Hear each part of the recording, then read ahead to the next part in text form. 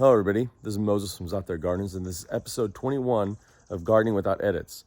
I'm going to show you right now why I love and why I purchased a certain fruit tree long ago, and that is the burgundy plum. That's right here.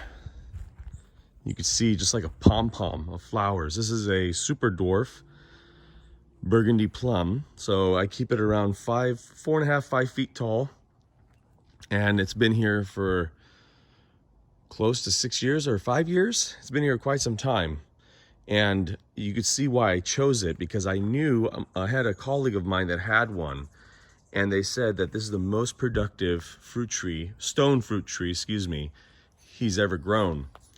And I'll show you. I have a very old video. I don't even know if I should show it, it's so old, but I'll link it in the video now of I compared the two long ago when I first purchased this fruit tree, or around that time.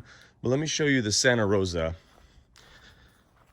And you can see, I mean, there's you know, this is a 4-in-1. So if you saw pink, this is a Babcock peach, Fantasia nectarine, royal apricot, and this is a Santa Rosa plum in one tree. So you can see, I mean, there's production. You can see it will get there, but not like, even when it opens, the burgundy plum is way more pronounced. Just huge pom-poms full of flowers. Extremely productive. I'll link another video as well to show you one harvest time how much fruit this produced. So if you are in an area where you can buy bare root fruit trees, look for burgundy plum.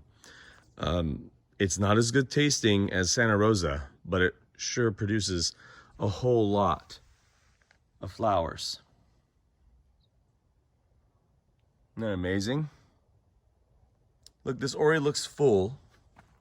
That already looks full, and more than half of the blooms haven't even opened yet. Happy gardening, everyone.